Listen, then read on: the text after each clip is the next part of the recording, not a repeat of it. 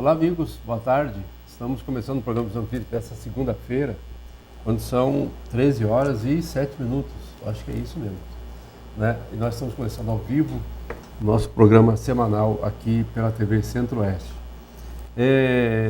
Estamos mais tranquilos agora com relação à televisão, para quem gosta de ver televisão, e já estava um pouquinho saturado com os jogos das Olimpíadas.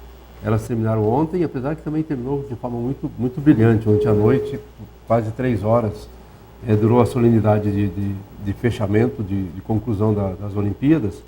E a gente vai comentar um pouquinho aqui com a doutora Sara sobre o legado das Olimpíadas aqui no Brasil.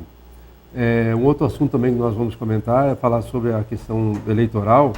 Existe uma resolução, a 23.457, que fala sobre as instruções sobre a propaganda política, sobre o horário eleitoral e também sobre as condutas ilícitas dos candidatos.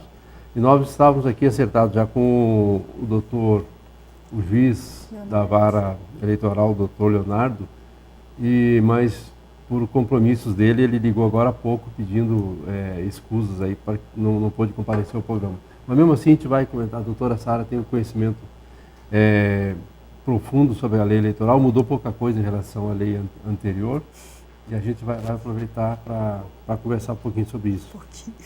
Um pouquinho. Né? E também nós vamos falar sobre uma reunião que aconteceu agora há pouco, um pouquinho antes do almoço,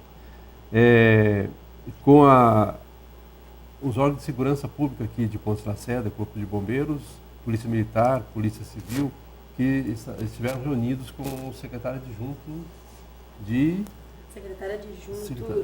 Planos Estratégicos. Planos Estratégicos aí da Secretaria de Segurança Pública. E é muito importante para nós de saber o que aconteceu. Por isso, a nossa repórter Mônica Martins está conosco aqui para nos dar essas informações. Primeiro, boa tarde, doutora. Tranquilo? Boa tarde, Vieira. Segunda-feira, como sempre, bem tranquila, né? Não, segunda-feira é o dia mais tranquilo da semana. Mas tudo bem, graças a Deus. Vamos começar a semana aí. E que venha uma semana produtiva para todos nós, né? Tá certo. Mônica, boa tarde. Boa tarde, Vieira. Boa tarde para os nossos telespectadores, né? Programa, mais uma vez, aí no horário, tudo certinho, né? Estamos aqui para poder levar informação para a população. Tá bom. Mônica, conta para nós, o que aconteceu?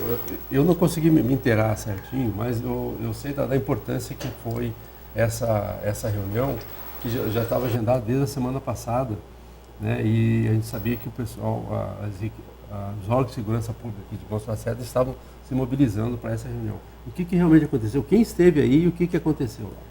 Bom, a gente teve presentes na reunião foram vários órgãos, várias instituições públicas de segurança aqui do município, né? Com a presença também do secretário adjunto de Planejamento Estratégico, o doutor Raigino Septub, né? Ele veio de Cuiabá diretamente para poder ouvir as necessidades aqui da nossa regional, do nosso município, ouvindo a Polícia Militar, ouvindo também o Corpo de Bombeiros e ouvindo a Polícia Judiciária Civil.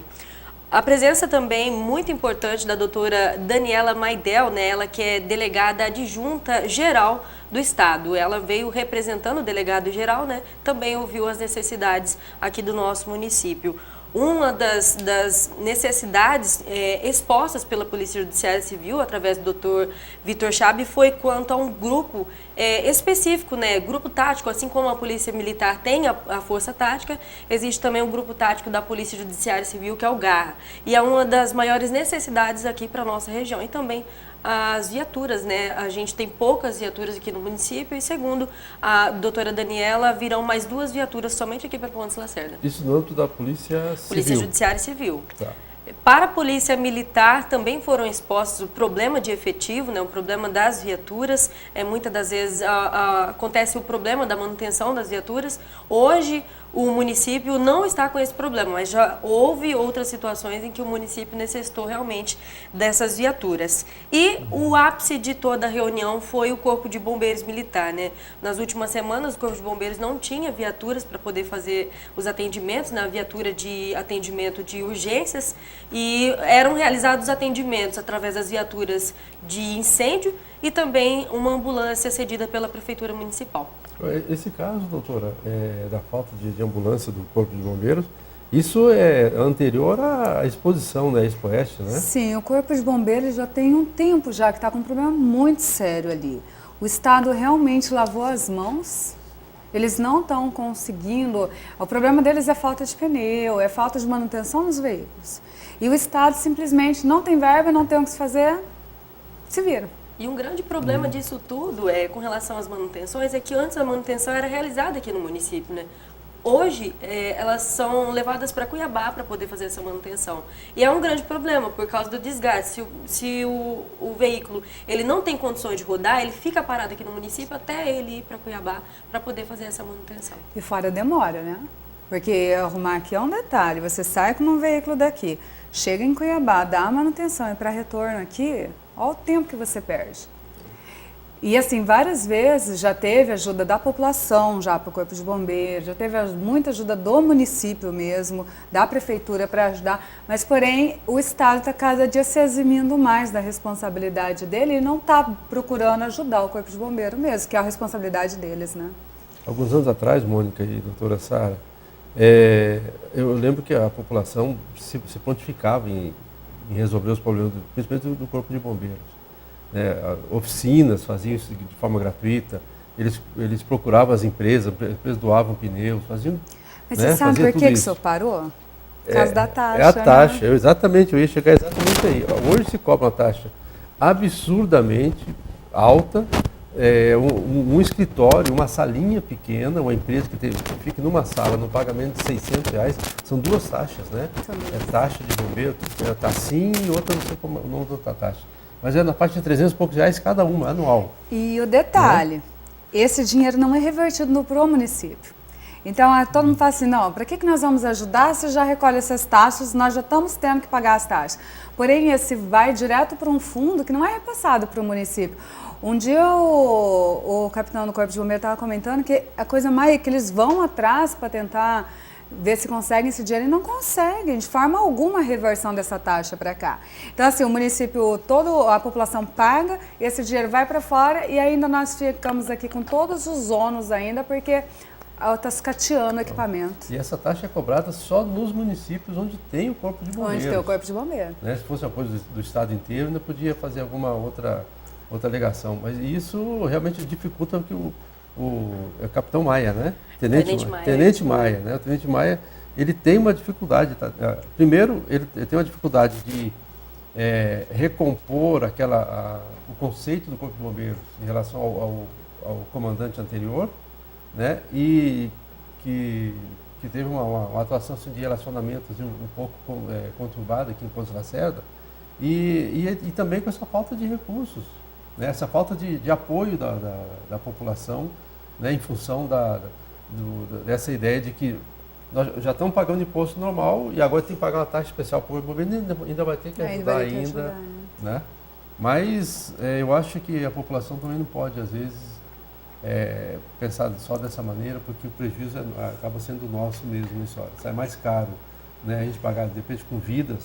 Né, então, o maior problema hoje é que, assim, eles estão indo socorrer as vítimas de acidente e essas vítimas de acidente elas estão sendo deslocadas de qualquer forma. E isso traz um problema também, porque todo mundo sabe que se uma pessoa for pegada de qualquer forma, ela pode ter fraturas que talvez nem teve no acidente, mas sim no deslocamento, né? Eu acho que a população teria que ver o seguinte: está ajudando, está pagando as taxas, está pagando tudo, beleza, mas infelizmente a realidade hoje do Corpo de Bombeiro ela é diferente do que a gente imagina. E todo mundo lavou as mãos para o Corpo de Bombeiro, tanto o Estado quanto a população em si, por conta do recolhimento já da taxa, que acho que já fez a obrigação. De fato fez. Vamos supor assim, de fato fez. Mas hoje, se a gente não se mobilizar e ajudar o Corpo de Bombeiro a se reestruturar novamente, fica complicado para nós mesmos que precisamos do serviço. Com certeza. E aí, Mônica, e o final da reunião? Também foram apresentados, né, os relatórios do primeiro semestre de cada instituição, tanto da Polícia Militar quanto da Polícia Civil e do Corpo de Bombeiros. Um assunto debatido através da Polícia Judiciária Civil foi quanto aos requisitos do garimpo aqui em Pontes Lacerda. uma vez que, mesmo que a Serra do Caldeirão tenha sido evacuada, hoje em dia existe ali uma empresa que trabalha ali naquela região, houve também rumores de que um novo espaço estaria sendo explorado, que seria uma fazenda aqui da região, Fazenda Serra Dourada. E através, né, de estudos pela inteligência da Polícia Militar e também pela inteligência da Polícia Civil, outras operações já foram feitas ali naquela localidade em 3 etapas. Na primeira etapa tinham cerca de 200 pessoas, foram presas somente 20.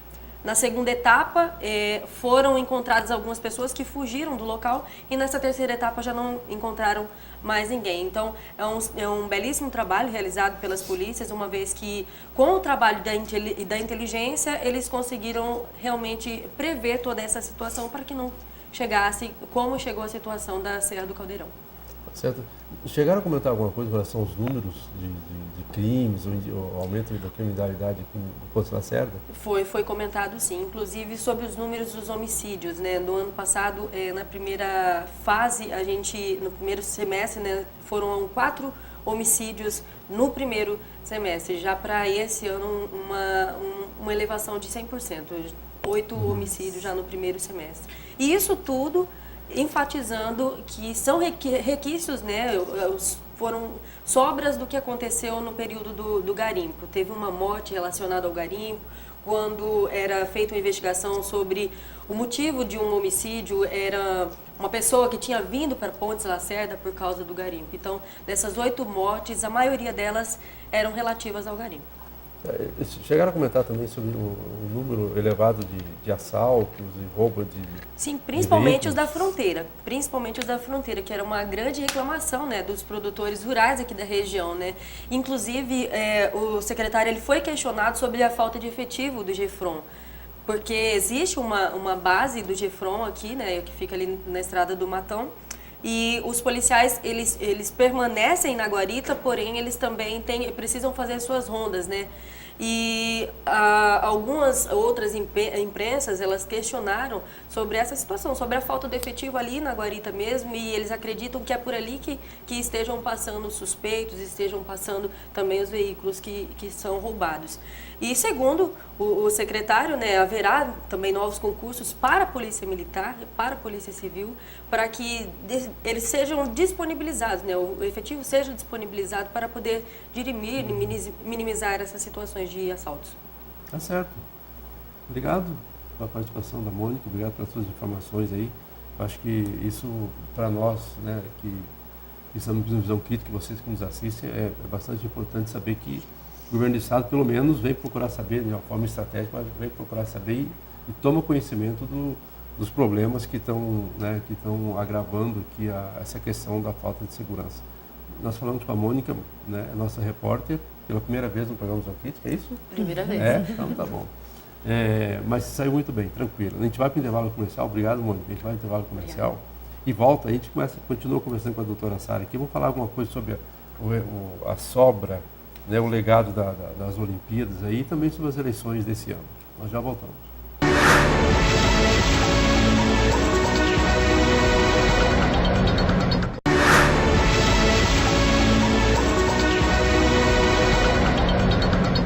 Nós estávamos conversando aqui no intervalo agora com a doutora Sara. Ela esteve na Câmara Municipal hoje de manhã e nós parece que informamos no último bloco do Jornal Centro-Oeste, através do presidente da Câmara, Pedro da Pecuária. Me parece que houve uma informação bem de para Pontes Lacerda, né, doutor? Parece que há um incremento de venda, de abate de gado para exportação no JBS, mas que a Prefeitura tem algum envolvimento nisso, né? É isso? Sim, em linhas gerais, sem entrar muito no JBS, detalhe. a planta do JBS aqui de Pontes Lacerda, ela vai começar a mexer com exportação agora. Isso é uma coisa muito legal para o município. Eles vão aumentar no abate dele a base mais ou menos de umas 100 cabeças de gado dia.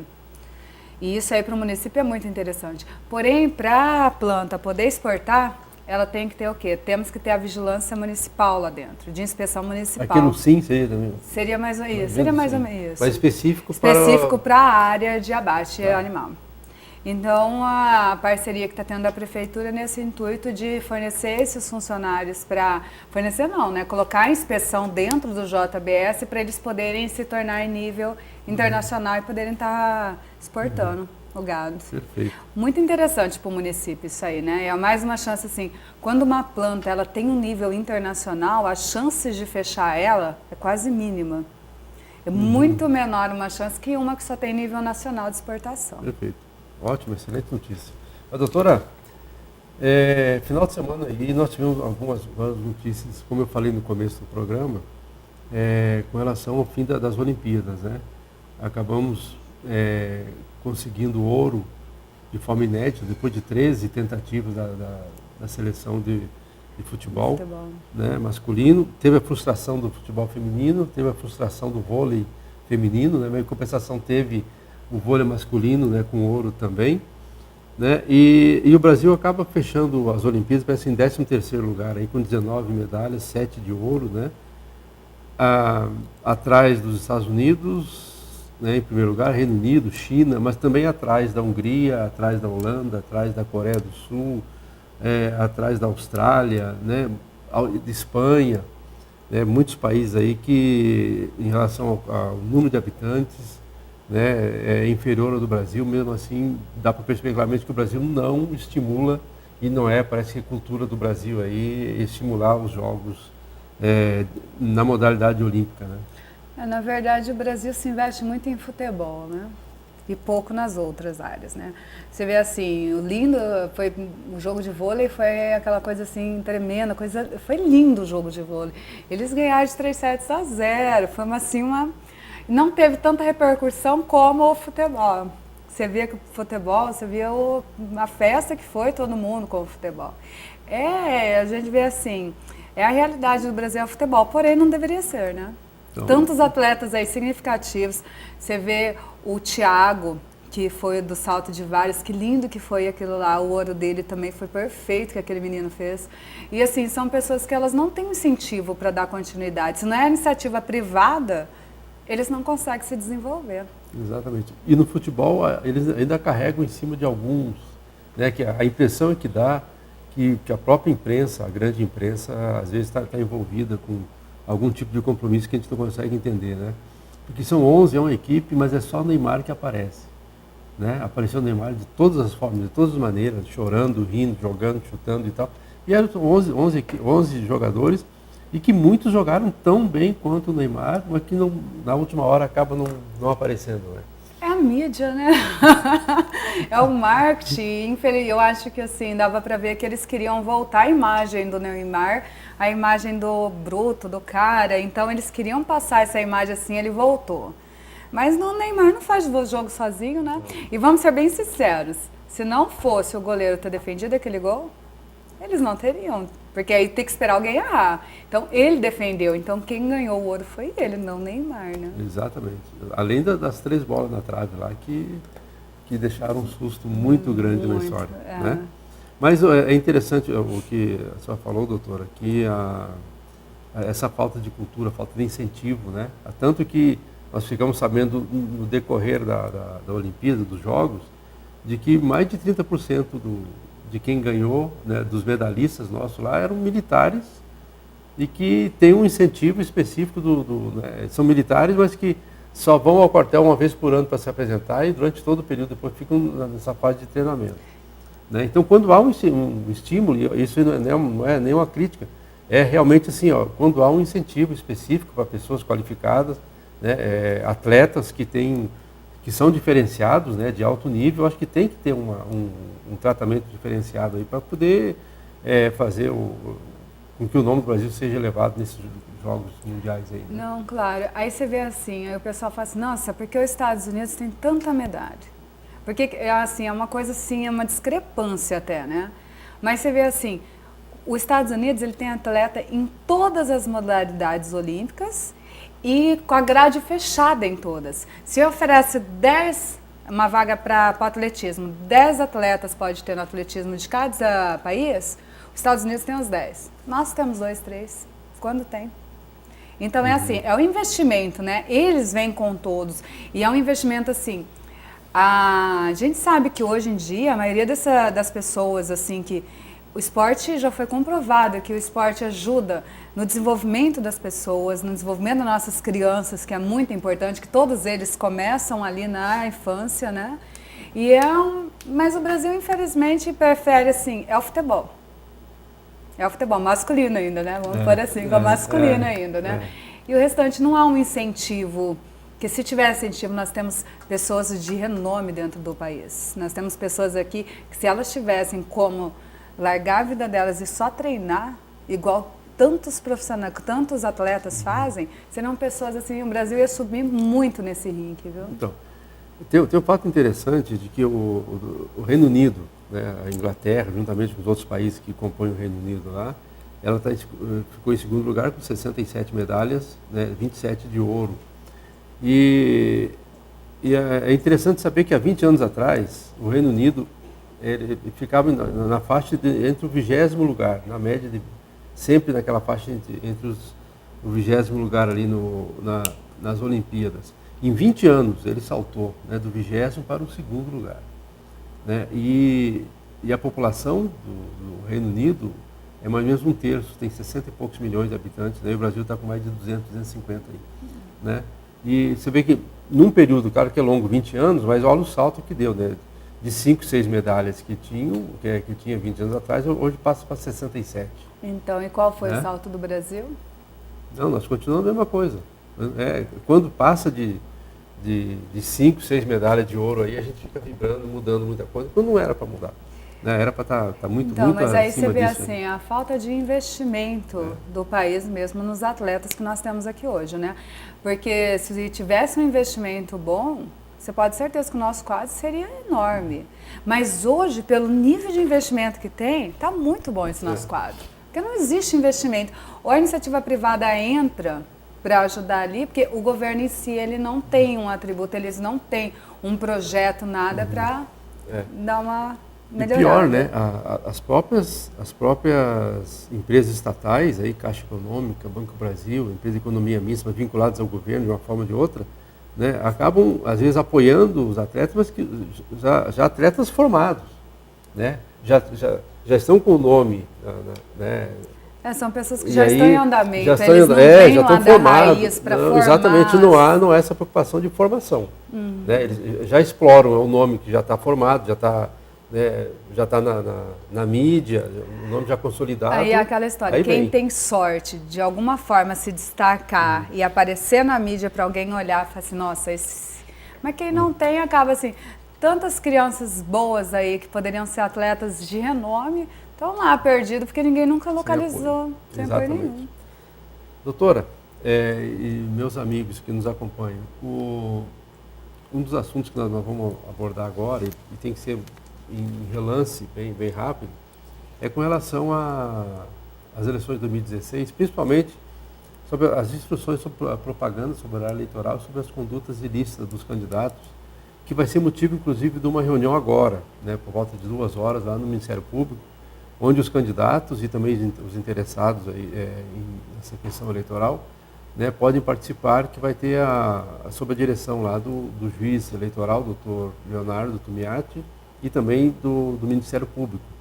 Eles vão exatamente tentar esmiuçar aquela resolução 23.457, que é a Bíblia, né, dessa parte de propaganda eleitoral, né, para que os candidatos não venham aí às vezes até mesmo ganhar a eleição e acabar não levando, né, em função de algum problema. Não só com relação à propaganda eleitoral, mas também com relação à prestação de contas, que a situação está cada vez mais séria, né, está cada vez mais difícil do que os candidatos tentar burlar a lei, caixa 2, essas coisas todas assim, está cada vez mais complicado, né, doutor? Tá cada dia mais difícil. Hoje, toda a campanha está tendo um encaminhamento totalmente atípico esse ano, né? Está começando assim, antes nós vimos de um período eleitoral de 90 dias, passando por 30 dias praticamente. Então hoje assim, aí o povo fica, o que pode, o que não pode, o que vai ter, o que não vai ter. Tudo está muito complicado essa eleição. E realmente o tribunal ele não tem um entendimento pacífico, nem eles têm um entendimento pacífico. Se a gente faz alguma pergunta, faz assim, como que vamos trabalhar assim? Aí eles falam pra gente, deixa acontecer vir a impugnação e a gente vai resolver. Então nós vamos ficar em cima de entendimentos. Talvez o juiz de Pontes Lacerda tenha um entendimento, o juiz já de Cáceres tenha outro entendimento sobre a mesma matéria, porque hoje não está pacífico ainda. Então, assim, nós vamos aprender juntos agora também, nós vamos participar dessa reunião hoje também, até para conseguir passar para os telespectadores que têm algum interesse, porque nós somos também pessoas que nós temos que ficar de olho também nas condutas dos candidatos, para ver também se eles estão agindo de forma dentro da lei ou não, né? Mas agora as alterações são grandes e o entendimento são poucos. Bom, o que continua não podendo, que é desde a última eleição, não pode camiseta, boné, chaveiro, essas coisas, tudo não pode mais, não né? pode Caneta, ter brinde, cesta básica, de jeito nenhum, nenhum tipo né? de doação, Nenhum tipo de nada, nem de uma bala. Com relação à propaganda, já pode, desde o dia 16 de agosto, né? Questão de alto-falante, carro de som, isso está normatizado já também, né? Às vezes o pessoal não pode esquecer, os alto-falantes é questão só das 8 horas da manhã até as 22 horas. Isso, né? cuidar perto de hospitais, perto de escolas. O som também não pode passar de 80 decibéis, né? Que 70 decibéis é um som normal, né? Que a gente às vezes passa na rua.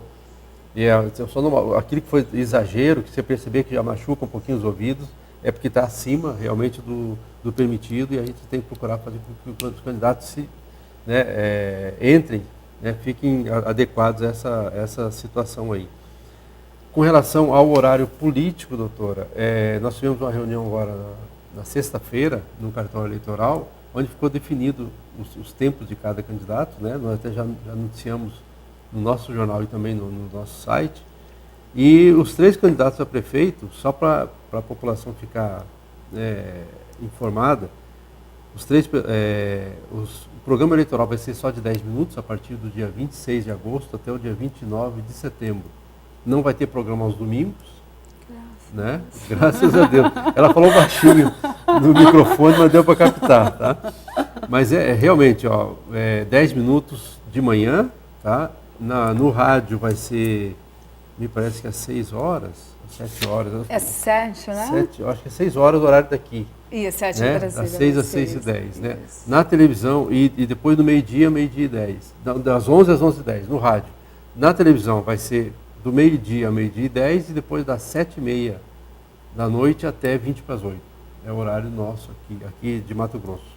Tá? O candidato Kiko Forim vai usar, nesses 10 minutos, 1 minuto e 36 segundos. O candidato Alcino Barcelos vai usar 50 segundos. E o candidato Ramos Amorim vai usar 7 minutos e 34 segundos. Tá? Esse é com relação ao programa, tá? Que vai ser só de segunda a sábado. Com relação às inserções, os comerciais, tipo comerciais da TV, que a gente ouve nesses breaks, nos intervalos comerciais, esses breaks de propaganda que a gente vê aqui, né, no nosso comércio, vai ter também, e aí vai ser uma enxurrada de propaganda de 30 segundos dos candidatos durante o dia inteiro. São 140 inserções por dia. Isso significa 70 minutos, 1 hora e 10 minutos por dia. Porque o objetivo propaganda. era tirar o quê? Aquele horário político maçante de meia hora e passando para quê? Para as inserções. Isso significa assim, quem está... A ideia, o espírito de quem fez essa lei aqui, com certeza foi esse. Assim, quem está assistindo um programa, vai para o intervalo comercial, ele acaba tendo que absorver logo a propaganda, porque ele não sabe que hora que vai ser a propaganda né? E aí vem a propaganda para ele, quando você vai querer mudar o controle remoto, mudar o canal, já passou aquele comercial ali e volta à programação normal. Então, mas vai ter muito, vocês vão ficar no sul fala enfarado, muita farinha nessa hora, né? Mas é uma coisa enfadonha, vocês vão ficar cheios, tá? De propaganda de 30 segundos durante a programação toda. E aí é de segunda a segunda durante todo o período até o dia 29 de setembro. Só para ter uma ideia, acho que são 4 mil, eu até tinha anotado aqui, Só nesse período eleitoral agora, nesses 30 dias, vai dar 30 dias, né, do dia 26 de agosto, vai dar 35 dias, até o dia 2 de outubro. Então, de 30 dias. São 1.958 inserções de 30 segundos só para vereadores. Nossa. E 2.938 para prefeito. Então, são 4.896. São cerca de 5.000 inserções de 30 segundos nesse período de 30 dias. Então, a cada intervalo comercial é 4, 5, 6. Nossa, não vai ter mais propaganda. O problema todo é esse. Como é que nós vamos conseguir colocar na propaganda onde a TV consegue recursos para manter a televisão, né? Porque vai ser tudo direcionado para os candidatos. E o detalhe, aí você olhando a discrepância das inserções de um candidato para o outro, é mais gritante ainda, né? Muito. Vai ter candidato que vai ficar o dia inteirinho na mídia. Na mídia. Toda propaganda com certeza vai ter uma chamada. É fácil de ver. O candidato Ramos Amorim vai ter 62 inserções no dia. Tá? Hoje o que se vende mais na cidade aqui, talvez o maior cliente da televisão, você faz 8 inserções por dia. Né? O candidato aqui vai ter 62. O Alcino vai ter 6, vão ser 3 minutos, são 12. 6 inserções. O Alcino, isso. E o Kiko Forim vão ter 12 inserções. Tá? A diferença realmente é muito grande aí dessas. Né? Mas vamos lá, vamos ver. Acho que a gente acaba levando um prejuízo, tanto os candidatos quanto a população. Porque em 30 segundos você não consegue falar absolutamente nada de plano de governo, o que você quer. Você vai começar o marqueteiro vai ter que criar alternativas aí para... Né, não, e é difícil até de seguir uma sequência lógica, né? Porque não pode falar assim, vou falar isso. Então, assim, para seguir uma sequência lógica, ou a pessoa estaria assistindo desde o começo todo lá para conseguir entender. Os marqueteiros vão ter muito trabalho agora, viu? Não sei se o tiro não sai pela culatra aí, né? Mas aí. Bom, tá bom. Doutora, então, acho que daqui um pouquinho a gente deve ir lá para a reunião, né? Mas, em linhas gerais, as informações que a gente tem aqui com relação às eleições desse ano. Lembrando que as coligações aqui, só para rememorar aqui, as coligações para prefeito, o PRB vai ser sem coligação nenhuma, né? O Kiko Forim vai ser, já tem 6 partidos, coligação de 6 partidos, é o PDT, o PTN, o DEM, o PMN, o PRB e o PTB. Né? E o candidato Ramos Amorim, a coligação majoritária para prefeito é do PP, PT, PMDB, PR, PSDB e PSD. Né? Mas o Kiko Forim tem, além da coligação para prefeito, tem mais 3 coligações para vereador, né? Que o apoiam também. Unidos pelo Desenvolvimento de Pontes Lacerda 1, com 3 partidos, PP, PMDB e PV. Esse é o do Ramos, né? Do Ramos. E Unidos pelo Desenvolvimento de Pontes Lacerda 2, que é o PSC, PPS, PMB, PSB, PSDB, PSD e o PROS. E também a Renovação por Pontes Lacerda, que é do PT, do PR e do Solidariedade, do SD. Né? Nós estávamos até comentando antes do programa aqui que realmente vira uma salada de frutas, salada de letras, né? Não é de frutas, uma salada de letras aí, de tanto partido que é, né? E que isso aqui é só para atender a lei eleitoral na história, porque na realidade ninguém tem vínculo nenhum com partido nenhum na história. Aqui no Brasil se costuma dizer, né, doutora, que o adversário de hoje pode ser o coligado, o aliado de amanhã, né? Quando em política, né, quem pensa de uma maneira não muda a forma de pensar. Né? Então, quem pensa de uma maneira teria que estar tudo dentro de um partido. Quem pensa diferente dentro do outro partido. Né? Era mais ou menos isso. Hoje nós temos uma salada. Né? Hoje Exatamente. Nós temos, assim, dentro de uma mesma coligação, tem para todos os andamentos políticos, né? Todos os tipos de entendimento, todos os tipos de doutrina. Então, assim, hoje não existe mais separado o que é um partido de esquerda e o que é um partido de direita, né? Hoje está tudo junto, né? E vai ser difícil mudar, né? Vai ser difícil Porque mudar. a tendência, hoje eu vejo que a população não vê partido para se votar, né? Tem muita gente que vota na pessoa mesmo, essa questão partidária, com o tempo a tendência eu acho que vai ser cada vez diminuir mais, né? Porque hoje o que votam é na pessoa. Difícil você ver e falar assim, não vou votar em fulano porque ele é de tal partido. Você não vê isso. Você vê que não vai votar em fulano por conta do que a pessoa passa para a população, porém não por conta do partido que ela está dentro. E você vê até as ideologias mesmo, os próprios políticos, eles mudam de partido demais, né? Então, se eles tivessem o entendimento que aquilo ali é o partido, que é a bandeira que eles levantam, eles não estariam mudando tanto de partido igual a gente vê se mudando hoje, né? Tá certo. Um exemplo disso é que nessa coligação do Ramos Amorim aqui, né, hoje estão partidos que são, a nível nacional, totalmente antagônicos, né? Hoje está aqui dentro do Ramos, aqui o PSDB, está o PMDB, está o PT, né? Está tudo junto dentro do mesmo partido, né? Quando a nível federal eles nem se bicam, não querem saber, né? Hoje são grandes adversários políticos. Mas isso aqui mostra mais uma vez o nosso dom de juntar todo mundo. Tá certo, isso é bom. Mas isso é bom, isso Tá é bom. muito bom. Obrigado, doutora.